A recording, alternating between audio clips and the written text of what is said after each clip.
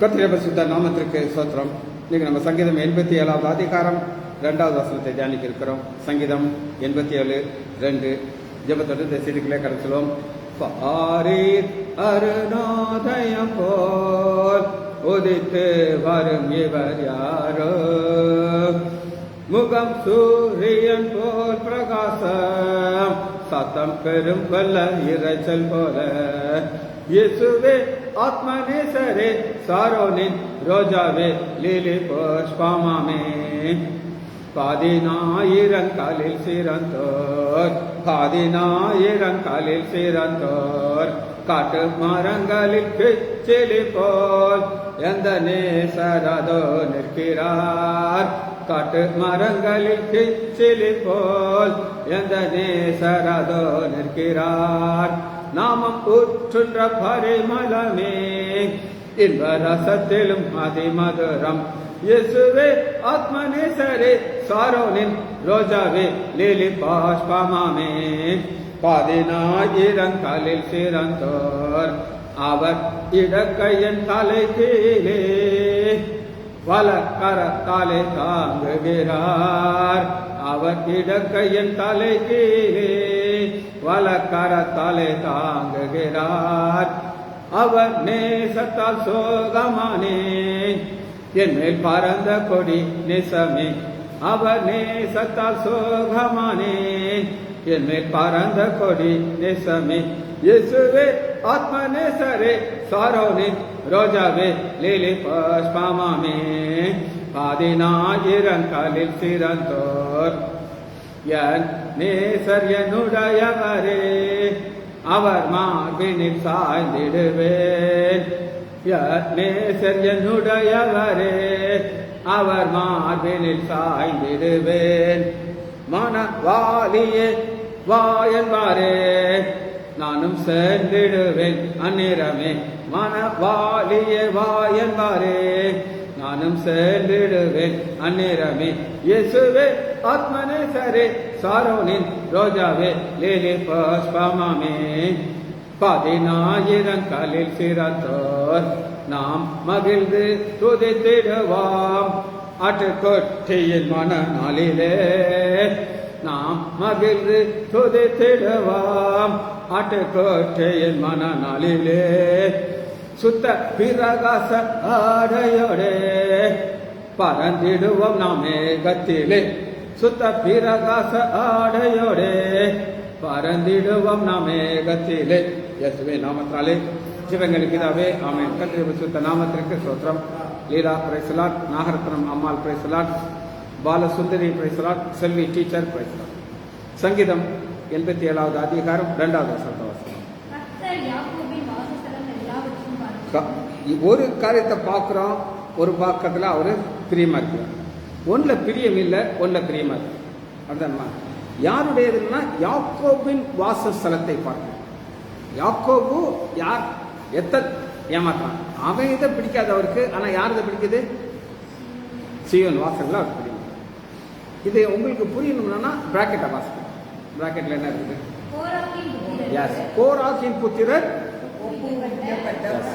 அப்ப இந்த கோராகு புத்திரர் எப்படி இருந்தாங்க அப்படின்னு கேட்டீங்கன்னா, இந்த இப்ப ஒருத்தருடைய குணாதிசயங்கிறது பிறப்புல இருக்கு. எப்படி இருக்குது? பிறப்புல இருக்கு. வசிப்பமா சங்கீதம் 51வது அதிகாரம் 5வது வசனம். 51:5. இதோ நான்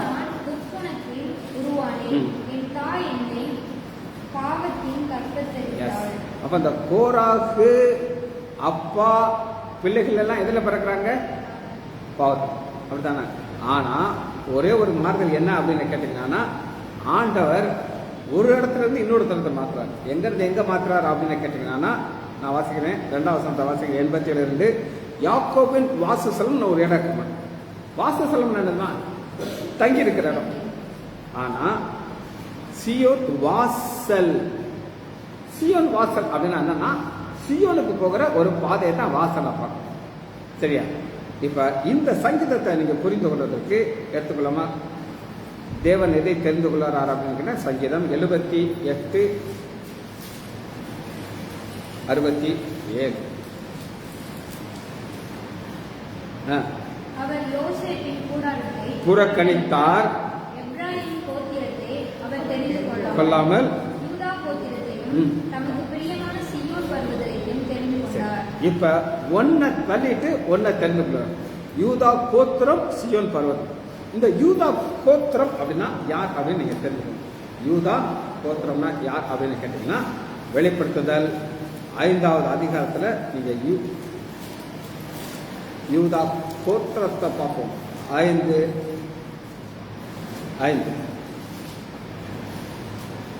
அப்பொழுது மூப்பர்கள் ஒருவன் என்னை நோக்கி நீ அழ வேண்டாம், யூதா கோத்திரத்து சிங்கம். எப்படி வாசிக்கணும்? வருமானவர் போதுமா? யூதா கோத்திரத்தின் சிங்கம் யார்? நம்முடைய ஆண்டவராக இயேசு கிறிஸ்து. புரியுது உங்களுக்கு? அப்ப இந்த யூதா கோத்திரத்து சிங்கம்ங்கிற ஆண்டவராகிய இயேசு கிறிஸ்து ஒரு வாசலை சொல்லுகிறார். என்ன சொல்றார்?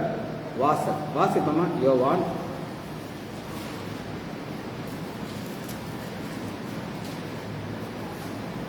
14வது அதிகாரம் 2வது வசனம். என் பிதாவின் வீட்டில் அநேக வாசஸ்தலங்கள் உண்டு. இருக்கா? அப்படி இல்லாதிருந்தால் நான் உங்களுக்கு சொல்லியிருப்பேன். ஒரு ஸ்தலத்தை உங்களுக்காக ஆயத்தப்படுத்த. யாருக்காக ஆயத்தம் பண்ண போறாரு சொல்லுங்க? நமக்காக. கரெக்ட்.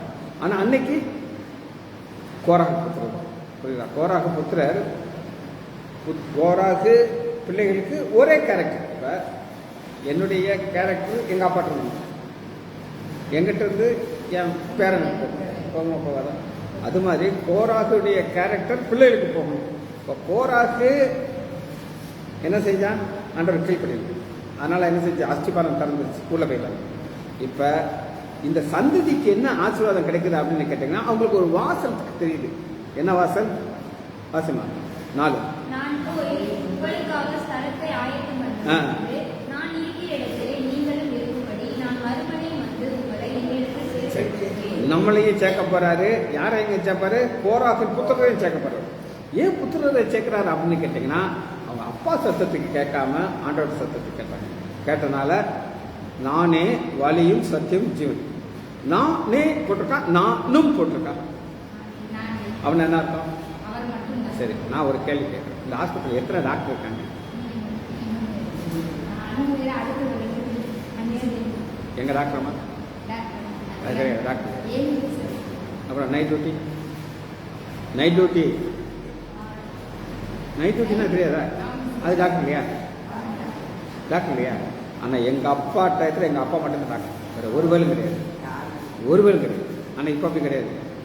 வத மதுரையிலேருந்து ஒரு ஆப்ரேஷன் ஒரு டாக்டர் வருவார், அவரும் டாக்டர் தான். ஆனால் இங்கே ஆட்டத்தில் நானே என்னது?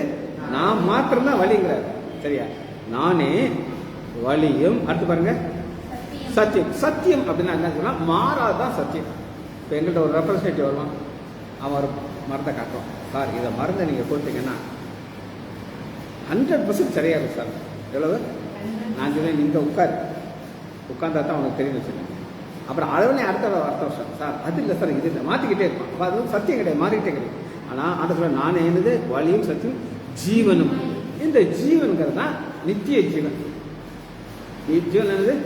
இப்போ உலக மக்களுக்கும் நமக்கு என்ன வித்தியாசம் அப்படின்னு கேட்டிங்கன்னா, அவங்க வாழ்க்கை எங்கே ஆரம்பிக்கும்னா தாயுடைய கர்ப்பத்தில் ஆரம்பிக்கும். இந்த பூமிக்கு வர்றாங்க, வாழ்க்கை ஆரம்பித்து நடந்து ஒரு ஸ்டேஜில் செத்து போயிடுவாங்க, அதோட முடிஞ்சிருச்சு. ஆனால் நமக்கு உண்மையான வாழ்க்கை எங்கே ஆரம்பிக்க தெரியுமா? கல்லறைக்கு அப்புறம் தான். அதனால தான் நித்திய ஜீவனை நம்ம போய் சேர போகிறோம். புரியுது அவங்களுக்கு? அப்போ இதுக்கு தேவை என்ன அப்படிங்கிறத முதல் வருஷம், உங்கள் இருதயம் கலங்காது. இப்போ இந்த கோராகு புத்திரர்கள் அப்பாவை பார்க்குறாங்க. அப்பா வந்து ஆண்டுடைய வார்த்தை கீழ்ப்படிய மாட்டேங்கிறாங்க. பூமி திறக்குது, உள்ள போயிட்டாங்க. அப்போ அவங்களுக்கு சந்தோஷமா இருக்குமா வருத்தமா இருக்குமா? வருத்தமா இருக்கும். ஐயோ அப்பா சிக்கப்பட்டாங்க. அப்பா இருதயம் என்ன செய்யக்கூடாது? கலங்கக்கூடாது. கலங்காம இருக்கணும்னா என்ன செய்யணும்? தேவனிடத்தில் விசுவாசம். இந்த தேவனிடத்தில் விசுவாசமா இருக்கிறதான் நம்ம பார்க்கணும். எப்படி பார்க்கணும் அப்படின்னு கேட்டீங்கன்னா, என்னாகமம் 16வது அதிகாரம் 16வது வசனம், 16வது அதிகாரம் 19வது வசனம்.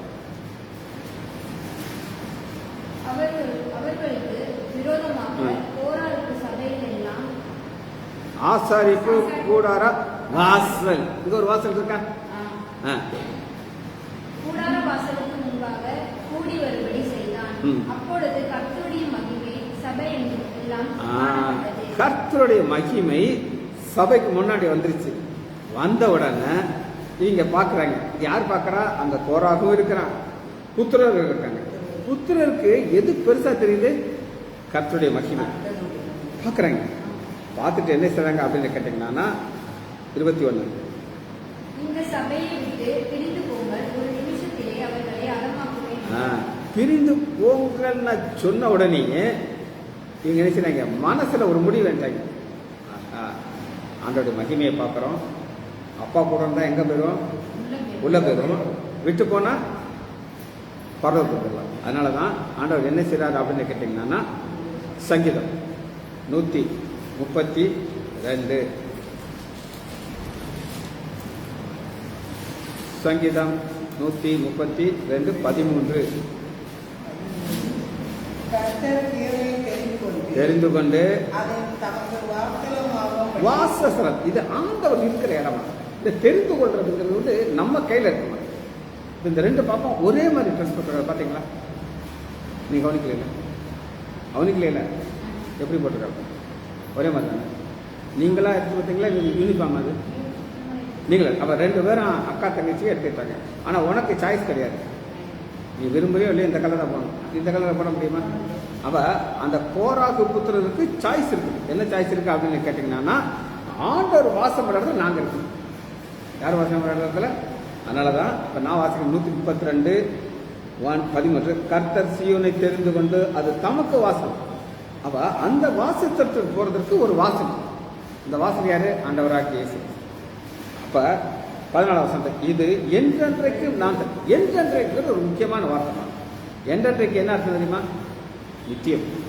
இப்ப நான் எனக்கு வயசு கூடிக்கிட்டே போட்டுதானே இல்லைன்னு சொல்லுங்க கூடி ஒரு ஸ்டேஜில் இந்த உலகத்தோடு நான் போகணும். எனக்கு தெரியும் என்ன தெரியும்? நம்ம எங்க போகணும்னு தெரியும். அப்ப இதை நான் விரும்பினபடியால் இங்கே வாசப்படுறேன். ஆண்டவர் என்ன சொல்கிறார் அப்படின்னா, வானம் என்னுடைய சிங்காசனம், பூமி பாதப்படி.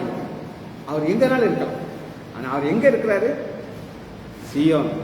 எங்க இருக்காரு? சியோன். இந்த சியோன்ல இருந்து உள்ள போறதுக்கு ஒரு ஆண்டவருக்கு ஒரு பெயர் இருக்கு.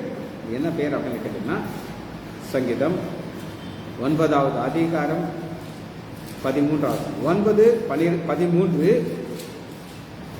மரண வாசலிலிருந்து என்னை தூக்கி விடுகிற கர்த்தாவே. யார் சொல்றா? கோராகு புத்திரர் சொல்றாங்க. எங்க அப்பா எதுக்குள்ள போயிட்டாரு? பாதாளத்துக்குள்ள. ஆனா எங்களை என்ன செய்யறாரு? எங்க இருந்து? மரண வாசல். இது என்ன வாசல்? மரண வாசல் என்னது? அப்பா கூட இருந்தா அங்க போயிருக்கேன் நான். அடுத்து பாருங்க,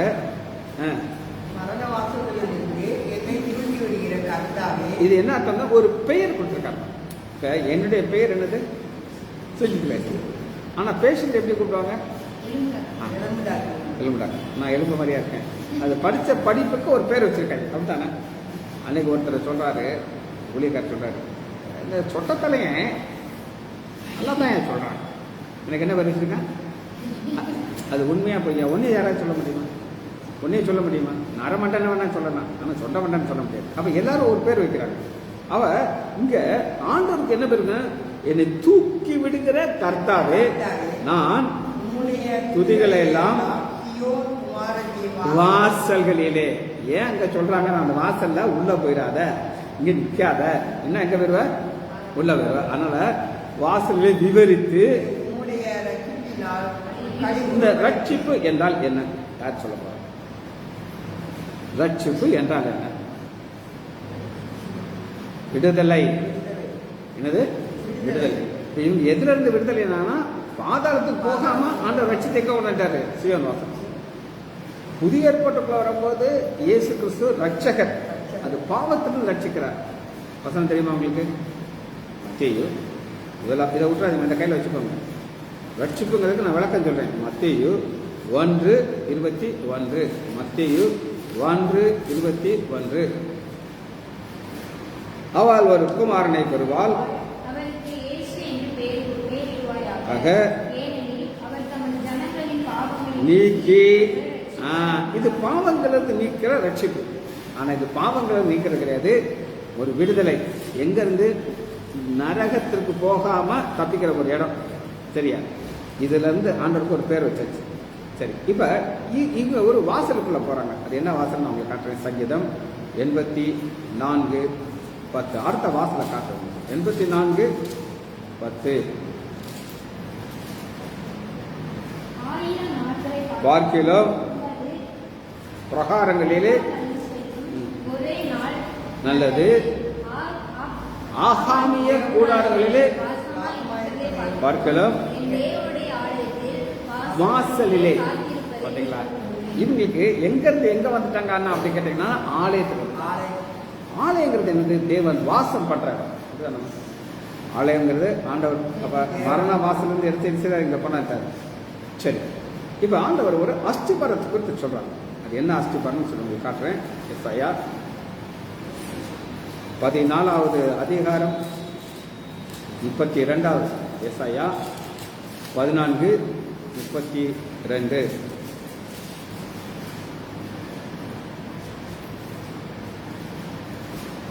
எப்பொழுதும் இந்த ஜாதிகளின் ஸ்தானாதிபதிகளுக்கு சொல்லப்படும் அஸ்திபாரம் ஆக்கினார். அஸ்திபாரங்கிறது என்ன அப்படின்னு நான் சொல்றேன். அஸ்திபாரம் என்ன? இந்த பில்டிங் ஒரு அஸ்திபாரம் இருக்கா இல்லையா? என்னுடைய அஸ்திபாரம் என்ன? என்னுடைய அஸ்திபாரம் ஏசு. இப்ப உங்களுக்கு நாளைக்கு என்ன கிழமை தெரியுமா? உங்களுக்கு திங்கக்கிழமை உங்களுக்கு என்ன வேலை இருக்குன்னு உங்களுக்கு தெரியாது. ஆனா எனக்கு காலையில ஒரு மெசேஜ் கொடுக்கணும். காலையில் என்ன மெசேஜ் கொடுக்கணும் உனக்கு தெரியுமா? உனக்கு தெரியாது. நான் என்ன சொல்றேனே உங்களுக்கு தெரியாது. இதை நான் எதில் போட்டுக்கிட்டு இருக்கேன்? யூடியூப்ல போட்டுருக்கேன். நீங்க கவலையே பட மாட்டேங்க. ஆனா ஏன் அஸ்திபாரம் இயேசு காரணம்னா ஏசாயா நான் சொல்லி கொடுத்துட்ருக்கேன். எங்க சொல்லி கொடுத்துருக்கேன்? எதில் போட்டுருவேன்? பாப்பா உன்ட்ட போன் இருக்கா இல்லையா? ஏன்னா உனக்கு அது அஸ்திபாரம் கிடையாது. உனக்கு நல்லா ஜாலியாக இருக்கணும், ஹாப்பியாக இருக்கணும், கிழவனுக்கு வர வேலை இல்லை. அவள் என்னுடைய அஸ்திபாரம் இயேசு. சரி, நாளைக்கு சாயங்காலம் என்ன மெசேஜ் பண்ணுன்னு தெரியுமா? 7 மணிக்கு 7:30 மணிக்கு. ஒன்றுமே தெரியாது. கிவிங் கார்டு கொடுக்குற தேவன். அது எப்போ கொடுக்கணும்? 7:30 முடிச்சு. அப்போ என்னுடைய அஸ்திபாரம் யாரு? உங்களுக்கு அவங்களுக்கே தெரியாது. என்ன தெரியுதா? நான் சொல்ல வித்தியாசம் புரியுதா உங்களுக்கு? நீங்க கண்டுக்கிட மாட்டீங்க. அப்படித்தானே? கண்டுக்கிட மாட்டீங்களா? கண்டுக்கிட மாட்டீங்க. அதான் இந்த வசனத்தை பார்க்கிறோம். கர்த்தர் சீயோனை அவருடைய ஜனத்தில் சிறுமையானவர்கள் திடன் கொண்டு நடத்தாங்க. சிறுமையானவர்கள் யார் சொல்லுங்க? நான் பெருமை பாராட்டுறதுக்கு சில காரியங்கள் என்ன நான் சொல்றேன். நம்பர் 1, நான் டாக்டர் லைசாண்டர் குடும்பத்தில் பிறந்தேன். அது பெருமையா இல்லையா? அது என்னால கிடைச்சி ஆண்டவர் கொடுத்தாரா? ஆண்டவர் கொடுத்தாங்க. நம்பர் 2, என்னுடைய பெருமை என்னன்னா டாக்டர். இப்போ நான் டாக்டரா இல்லையா? இப்போ திடீர்னு என் பிரெயினில் ஒரு நரம்பு மாறிடுச்சு. என்னை என்னன்னு சொல்லுவாங்க எல்லாரும்? ரூஸு. அப்படிதானே? இப்போ வர ஆண்டவர் வச்சிருக்காரு. அந்த பெருமை வராமல் இருக்கிறதுக்கு அந்த நரம்பை ஒழுங்காக வச்சிருக்காரு. சரியா? அடுத்து என்னுடைய ஜீவன் உயிரோடு இருக்கிறவா தான் நான் இதெல்லாம் கையில் வச்சிருக்கேன். அப்போ ஆண்டவர் இதெல்லாம் சிறுமைப்பட்டவர்கள்லாம் என்ன அர்த்தம்னா, ஆண்டவரே என் கை நடுங்கப்படாது. கை நடுங்கிறத பார்த்துருக்கியா? ஒரு யாருன்னு சொல்ல வேண்டாம். நம்ம வீட்டுக்கு அவருடைய அவருடைய கையை பிடிச்சிட்டு உட்காந்துருக்காரு. இப்படி இருக்காரு. கையை எடுத்துன்னா ஆடாடும். அதனால நல்லா தெரியும். என்னை பல விஷயங்களை என்னை கிண்டல் வச்சுருக்காரு. இந்த கை இருந்துச்சு நடுங்குது. நான் ஆண்டவரே ஒவ்வொரு நாளும் என் கை ஒழுங்காக இருந்து ஆடாமல் இருக்கணும். அதுக்காக கிருபையை கேட்குறேன். அப்போ எனக்கு பெருமை இருக்கணுமா சிறுமை இருக்கணுமா? அப்போ அந்த சிறுமையானவர்கள் அதில் திடன் கொண்டு, எதில் திடன் கொண்டு? சிறுமை. எனக்கு இதுதான் திடன். நான் ஏசு எனக்கு அஸ்திவாரம். அந்த அஸ்திவாரத்தோடையே நான் வாழ்ந்துகிட்டு இருக்கணும். அப்போ நான் சிறுமையாக இருக்கணும். பெருமை லேசாக கூட எட்டி பார்த்துடக்கூடாது. புரியுது உங்களுக்கு? அதனால தான் அந்த சிறுமைங்கிற ஒரு காரியத்தை, அதான் அஸ்திபாரம். அந்த கோராகுக்கு என்ன இல்லை அப்படின்னா அந்த சிறுமை தான். ஏன் சிறுமை இல்லைங்கிறத நான் உங்களுக்கு கற்றுக்கோங்க. என்னாகமம் 16வது அதிகாரம் 3வது வசனத்தில் இப்படி கர்த்தருடைய சபைக்கு ஏன் உங்களை உயர்த்துகிறீர்கள்? சண்டைக்கு வராங்க. சண்டை கிட்ட மோசைடு சிறுமை என்னன்னு பார்த்தீங்கன்னா முகம் குப்புற விழுகிறான். எடுக்கிறானா? சரி, போதும், அவ்வளோதான். அடுத்து இந்த சிறுமையை குறித்து இன்னொரு வசனத்தை உங்களுக்கு காட்டுறேன். செப்பனியா 7வது அதிகாரம் 12வது வசனம். 1089 1089 செப்பனியா 3:12. உன் நடுவில் சிறுமையும் மீதியாக வைப்பேன். அப்ப ஆண்டவர் இப்ப நீங்க பரலோகத்துக்கு போறீங்க, அங்க போனீங்கன்னா இந்த பெருமை உள்ள டிக்கெட்லாம் அங்க இருக்காது. யார் மாத்திரம் இருப்பான்னா சிறுமையும் எளிமையும். அவங்க என்ன சொல்லுவாங்கன்னா, ஆண்டோடைய கிருபைனால நாங்க எங்க வந்துட்டோம், எங்களுக்கு என்ன கிடையாது, தகுதி கிடையாது. என்ன கிடையாது, தகுதி கிடையாது. பெருமை வர வர வர வர ஆண்டவர் எங்க ஆப்பவிப்பான்னு தெரியாது. எனக்கெல்லாம் ரொம்ப பயமா இருக்கும். அவர்கள் கர்த்தருடைய நாமத்தை நம்பிக்கை, அந்த நம்பிக்கையும் விசுவாசமும் இணைந்து போகும். நம்பிக்கை விசுவாசம். நீங்க யாராவது ஆண்டவர் பார்த்துருக்கீங்களா? நான் பார்த்தது சொப்பனத்தை கூட பார்த்தேன், ஒரு தேவதூதனை கூட பார்த்தேன். அன்னைக்கு என்கிட்ட ஒருத்தர் வந்து ரொம்ப சீரியஸாக கேட்டார், தரிசனம் பார்க்காம எப்படி உங்களால் இந்த ஊழியத்தை செய்ய முடியுது? நான் சொன்னேன், கண்டு விசுவாசிக்கிறேன் விட நான் வாயப்பட்டிருக்காரு. உங்களுக்கு எனக்கு வசனம் தெரியும், அவருக்கு வசனம் தெரியாது. அவர் நினைச்சாரு தேவதூதரை பார்க்கணும், தொட்டு பார்க்கணும் அப்படின்னு சொல்லி. முக்கியமா அநேகர் இதை பெருமையாக சொல்லுவாங்க. எப்படி சொல்லுவாங்க? நான் பரலோகம் போனேன், ஏசப்பா பார்த்தேன், டான்ஸ் ஆடினேன் எல்லாம் சொல்லுவாங்க. ஆனால் அது உண்மையாக போய் நமக்கு தேவையில்லை. நான் வசனம் என்ன சொல்லுது அப்படின்னா, உன் நடுவிலே சிறுமையும் ஜனத்தை மீதியாக இருக்கு. அவர்கள் கர்த்தருடைய நாமத்தை அறுத்து பாருங்க. 14 சீயோன் குமாரத்திய கெம்பீரித்து வாடு, இஸ்ரவேலே ஆர்ப்பரியுங்கள், எருசலேமின் குமார்த்தியே நீ முழு இருதயத்துடன் மகிழ்ந்து கழிவுடு. யாரால முடியும்னா, யூதா கோத்திரத்தில் வரணும்னா துதிப்பாங்க, மற்றவங்களால அது முடியாது. சரி, இன்னொரு காரியத்தை நம்ம பார்ப்போம். யோவேல் 2:32 1062 1062 யோவேல் 2:32. அப்பொழுது கர்த்தருடைய நாமத்தை தொழுது கொள்கிறேன். தொழுது கொள்றது யாருமா? பாதம் பாணினேன் என்னாலும் துதியே உம்மை அன்று யாரை பாடுவேன். எஸ்ஐயா உந்தன் அன்பு வல்ல பங்கோதே, எஸ்ஐயா உந்தன் அன்பு வல்ல பங்கோதே.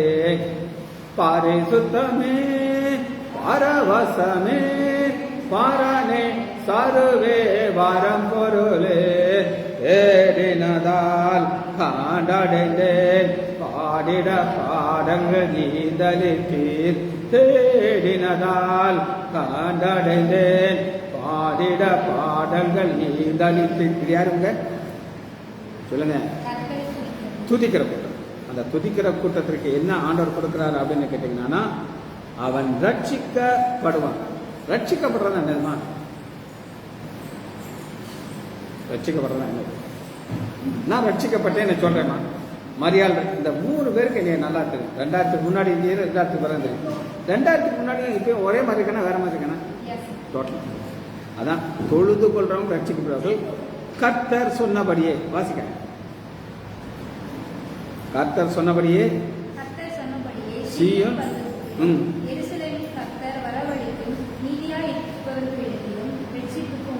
இந்த ரட்சிப்பு என்ன ரட்சிப்பு நான் சொல்றேன். ரட்சிக்கப்படுவான், ரட்சிப்பு உண்டாயிரும். இந்த ரட்சிப்பு வந்து 3 காலத்தை சேர்ந்தது.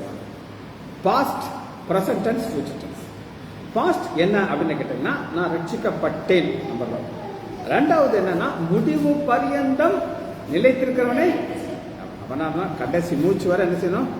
இப்ப நான் உங்களுக்கு பல முறை சொல்லியிருக்கிறேன், ஆண்டவர் எனக்கு எத்தனையோ சோதனைகள் கொடுத்துருக்காரு, வேதனைகளை கொடுத்துருக்காரு. ஆனா ஒன்னே ஒண்ணு கொடுக்கல. என்ன தெரியுமா உங்களுக்கு? பின்மாற்றம். என்னைக்காவது பேக் ஸ்லைட் ஆகி பார்த்துருக்கேன்? 2000 இன்னைக்கு வர அதே மாதிரி என் வாழ்க்கை ஓடிட்டே இருக்கு. அது ஒண்ணு மட்டும் எனக்கு ஆண்டவர் கொடுக்கல. பின்மாற்றத்துக்கு உங்களை பார்த்துருக்கேன். எத்தனையோ பேர் இருக்காங்க. ஸ்டாலின் இருக்காரு, இந்த சாக்கடையில் கிடந்தாரு. இன்னைக்கு எங்க இருந்தாரு? வீட்டுல கிடந்தாரு. ஆனா ஆண்டவர் என்ன செய்யல? கர்த்தர் சீயோன் பர்வதத்திலும் எருசலேமிலும் கர்த்தர் வளைச்சு அவர்கள் ரட்சித்து கொண்டார். இப்ப இந்த இடத்துக்கு சீயோன் பர்வதத்துல போய் இருக்கிறதற்கு என்ன தேவை அப்படின்னு கேட்டீங்கன்னா, ஒரு அஸ்திபாரம். இந்த அஸ்திபாரத்தில் இப்போ ஒரு சாபம்ங்கிற ஒரு அஸ்திபாரத்தை நான் காட்டப்படுறேன். சாபம்ங்கிற ஒரு அஸ்திபாரம். யோசுவா 6வது அதிகாரம். யோசுவா 6வது அதிகாரம்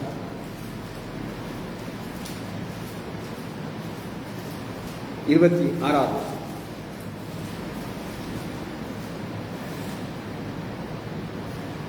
பக்கம் 276. பாப்பா இந்த பக்கம் வாங்க. 276. அக்காலத்தில் யோசுவா இந்த எரிகோ பட்டணத்தை கட்டும்போது எலும்பும் மனுஷன் கர்த்தருக்கு முன்பாக சபிக்கப்பட்டிருக்க கடவன்.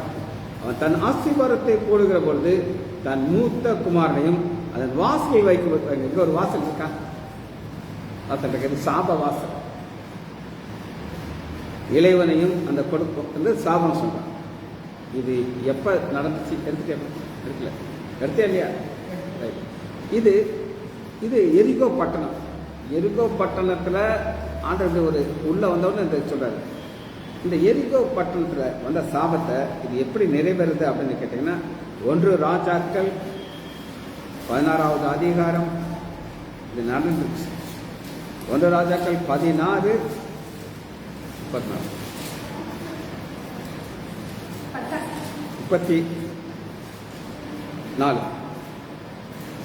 அவன் நாட்களில் பெத்தேலை ஊரானாகிய ஈயேல் எரிகோவை கட்டினான். கர்த்தர் நூன் குமாரனாகிய யோசுவாவைக் கொண்டு சொல்லியிருந்த வார்த்தையின்படியே அவன் அதன் கடைக்காலில் போடுகிற அஸ்திபாரம் போடும் பொழுது ஆபிரகாம் என்னும் தன் குமாரனையும் அதன் வாசல்களை வைக்கிறபோது லேகு என்னும் தன் இளைய குமாரனையும் சாபம். இதை ஏன் நான் இங்க சொல்றேங்கிறத நான் உங்களுக்கு சொல்றேன்.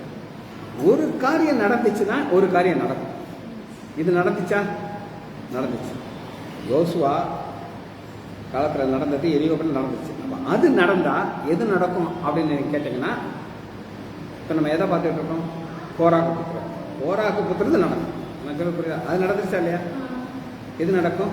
எது நடக்குங்கிற உங்களுக்கு நான் திரும்ப சொல்றேன். சங்கீதம்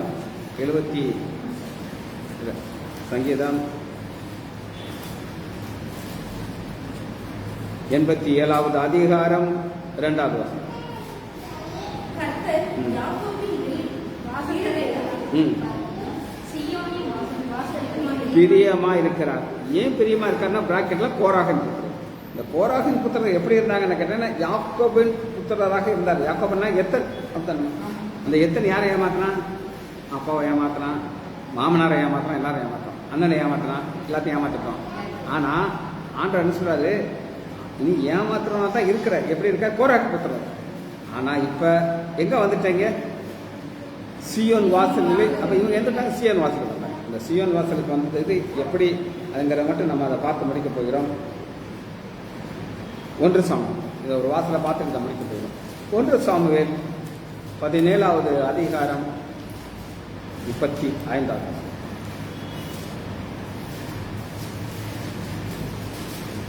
1 சாமுவேல். நான் அதை தொடர்ந்து போய் அதை அடித்து அதை அதன் வாயில் தொடங்குகிறேன். அது என் மேல் பாய்ந்தபோது நான் அதன் தாடியை பிடித்து அதை அடித்து கொண்டு போட்டேன். சரி, இது விசுவாசத்துல தான் இது செய்ய முடியும். விசுவாசம் இல்லாமல் செய்ய முடியுமா? செய்ய முடியும். இது யார் சொன்னா அப்படின்னு கேட்டீங்கன்னா தாவீது சொன்னார். ஆனா ஒரு வாசலை நாம பார்க்கிறோம். அது என்ன வாசல்ங்கிறத நம்ம பார்க்கிறோம். எடுத்துக்கொள்ளுமா? ஆதியாகமம்